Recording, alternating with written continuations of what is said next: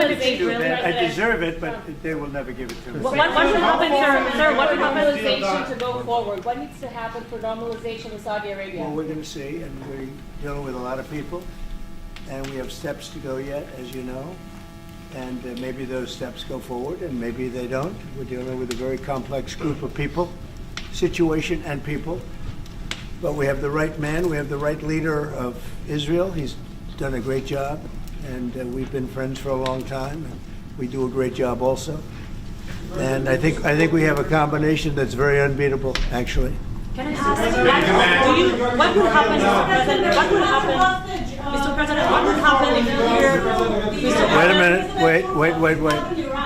Where is that person? Where's that person coming from? Come on, go. Mr. You go. President, what would happen if you'll hear from the Israeli side today that they're not willing to go through with the deal to get all the hostages back home and finish the war? We'll see what happens. Whatever happens, we'll be prepared to handle the situation. Are the Saudis demanding a Palestinian state? Mr. President. No. Are the Saudis demanding a Palestinian state? No, they're not. No. Are they demanding a path towards a Palestinian state or any other recognition Everybody's of that demanding one thing. You know what it is? Peace. We want peace. We want people to stop being killed. But everybody's demanding one thing. Very simple, peace. And he wants peace also. Mr. President, do you think it's politically possible in Israel to get this deal done until the end? To get the deal done? Yeah. Sure. I mean, is it politically Why wouldn't a deal get possible? done? A deal can get done. We'll see what happens. We're dealing with very complicated people. But a deal can absolutely get done. Israeli strike on Iran. We'll see what happens. President Trump, I was with Prime Minister Netanyahu. We have heard Joe Biden and Donald Trump take credit for the hostage and ceasefire deal. Who do you think deserves more credit? I think President Trump added great force and powerful leadership to this effort. I appreciate it. He sent a very good emissary. He's helped it along. And, I'll just tell you, I'm happy that they're here. And I'm sure the President is happy that they're here. And I would think that's about enough. Prime Minister, what about Elizabeth Surkov, the Israeli hostage held in Iraq? What about the Israeli press taking a press conference in Israel and not in Washington? We would love to take a press conference to interview Prime Minister Netanyahu. A few more questions. Prime Minister Netanyahu, do you support going forward with this deal and getting all the hostages out? I support getting all the hostages out and meeting all our war goals that include destroying Hamas's military and governing capabilities and making sure that Gaza never poses a threat to Israel again. Are you willing? All three. Are you willing And to those agree? Are you things willing can to go agree? together? Are you willing Can you to agree promise to the Trump's families vision that you to do bring all the everything to get the hostages out? I think Wait. that I should One at talk a to time. President One at a time. Trump. So Okay. I'll ask, do you agree with Trump's vision of getting all the hostages back home, even if it means to end the war? Well, I'm not sure that you articulate correctly what the President's vision is. You can ask, he can speak for himself. He does that very, very well. I have my own views, 3 goals, not 1, not 2, 3 goals, and I will meet all 3 goals. I think the President can help enormously. He brings fresh thinking. Any address to the Fresh fact thinking. that terrorists who murdered hundreds of people released their home was the part of the deal? It's a horrible thing. We can't forget it. I'll never forget it, and you can't forget it. And some people want to put it out of their memory, but we're not going to ever let that happen. It was a horrible day, October 7th. That was a horrible period of time. And a lot of people like to pretend it didn't happen. It happened. It's a big group of people that like to pretend it didn't happen, like the Holocaust didn't happen. Same mindset.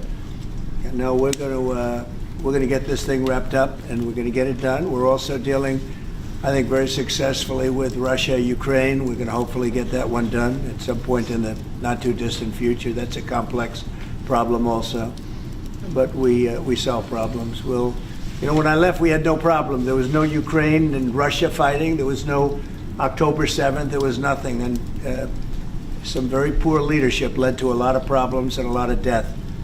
And it's a shame, but we'll put it out. We'll put out the fires. We have a lot of fires, but we'll put them out. Mr. President, why do you still support a Palestinian state like the peace plan you presented in January 2020. Is this plan still on the table? Well, a lot of plans change with time, and a lot of death has occurred since I left and now came back. This death occurred not while I was here, but while somebody else was here. It shouldn't have happened. They shouldn't have allowed it to happen. It would have never happened, and that includes Russia, Ukraine would have never happened. Not even a little bit, not even a chance. But now we are faced with a situation that's different, in some ways better and in some ways worse.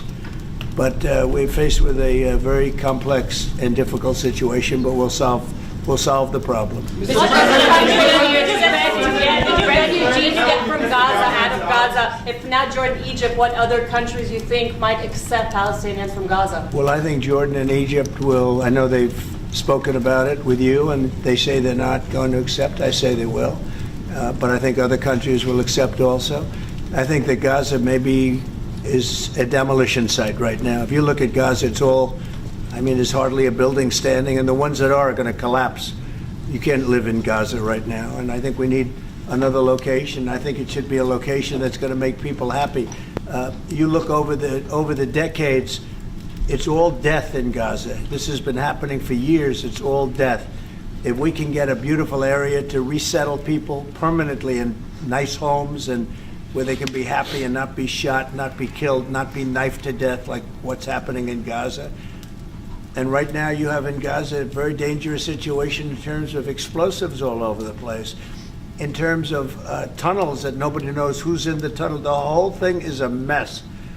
And I think that if we can resettle, and I believe we can do it in areas where the leaders currently say no. I mean, I've been saying that with Mexico, having to do with the border and all of the things, and you saw what happened, 10,000 soldiers, and they're going to do a good job. I really believe that, and I believe Canada is going to do a good job also. They said the same thing, and then they did something much different than what you were hearing.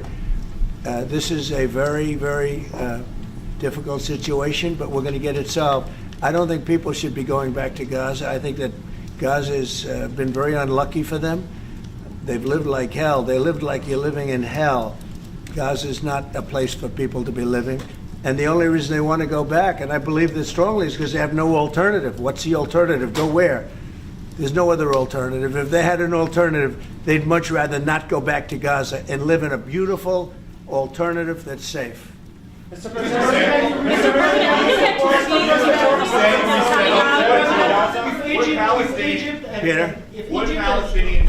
Would Palestinians have the right to return to Gaza if they left while the rebuilding was happening? It would be my hope that we could do something really nice, really good, where they wouldn't want to return. Why would they want to return? The place has been hell. It's been one of the meanest, toughest places on earth.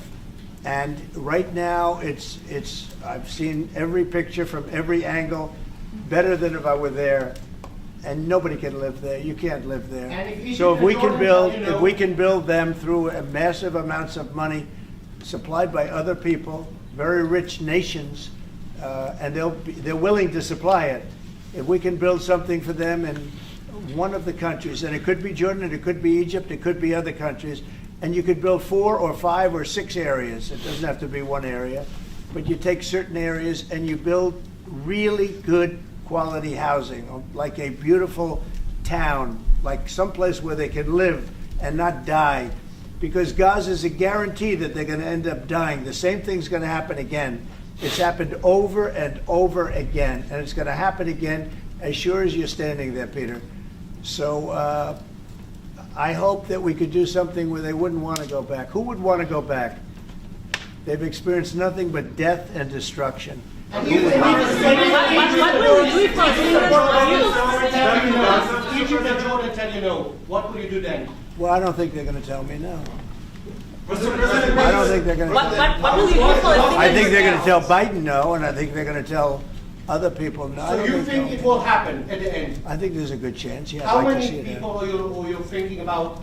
all of them. I mean, we're talking All of about the probably 1,000,007 people, 1,000,007, maybe 1,000,008. But I think all of them. I think they'll be resettled in areas where they can live a beautiful life and not be worried about dying every day. Mr. President, do you support Mr. President, do you support building settlements, Jewish settlements back in Gaza in the next years?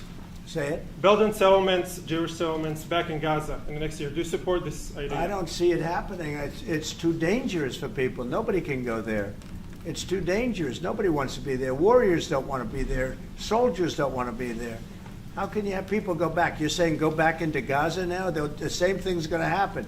It'll only be death. The best way to do it is you go out and you get beautiful, open areas with the sunlight coming through. And No, you that's build not what I meant. something I meant nice. building Israeli They are not settlements going to back want in Gaza. They are not going to want to go back to Gaza. Prime Minister Netanyahu, what is your message to the families of the hostages that look at this deal, that are worried that this deal won't go through? What do you say to them at this moment? Same message I said from the beginning of the war.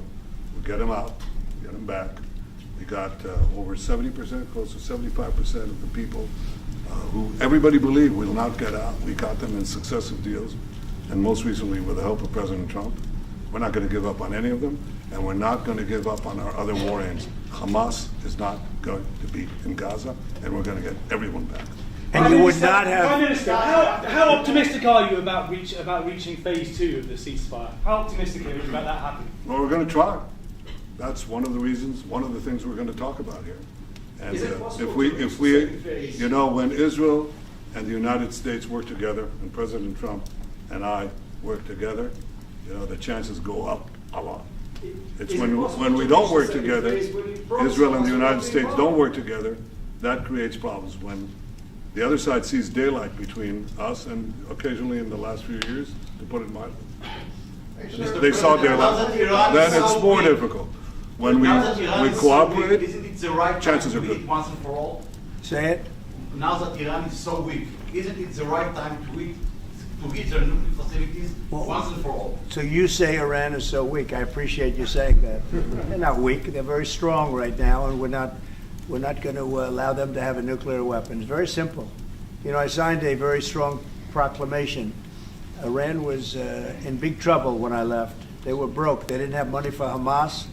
They didn't have any money for Hezbollah. You had no problem. October 7th could have never happened. When I left, October 7th could have never happened. And frankly, Russia and Ukraine, as I said, could never have happened. They became very strong very fast. They sold massive amounts of oil to China and everybody else who would not buy the oil when I was president, because we said, don't buy the oil. And they became very rich very quickly. But they're not weak. They're not weak. They're strong. Doesn't mean they won't be weak. But you know what? We just don't want them to have a nuclear weapon. They can't have a nuclear The weapon. Prime Minister, sorry, Mr. President, the Prime Minister wants you to strike Iran. That's what he wants.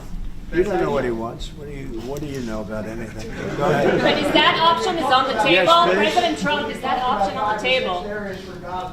You're not just talking about Jordan and Egypt. No, could be other places too. So in the Gulf. There are many people that have reached out, many countries, many leaders of countries that have reached out that would like to participate in that. Doesn't have to be Jordan and Egypt, but I think it would be also them. Mr. President, your relationship with Mr. Netanyahu knew ups and downs. How would you describe it right No, now? I think it's mostly ups. Mr. President, what about the Palestinian Authority? Should it rule Gaza because Gaza will be empty? What? The Palestinian Authority, can it rule Gaza? What do you think? Well, it's had a pretty hard time, wouldn't you say? I'd say it's had a pretty bad time of it. Mr. President, Qatar has, you've criticized them in the past as a funder of terrorism, so as the Prime Minister. Do you think they're part of the solution or part of a problem moving forward? I think they're trying to help. Qatar Yep. is absolutely trying to help. I know them very well, and they're doing everything they can. Very tough situation, but they are absolutely trying to help. Will you visit Okay, Israel? thank you very much, everybody. Let's go. Come on, guys. Thank you. Have a great day. Thank you, guys. You'll see him soon. Thank you, guys. Come on. Let's go. Let's go, guys. Yes, let's go. Let's do. Come on, guys. Come on, guys. You'll see him soon. Thank you, guys. Let's go. Thank you, guys. Come on. Let's go. Thank you, guys.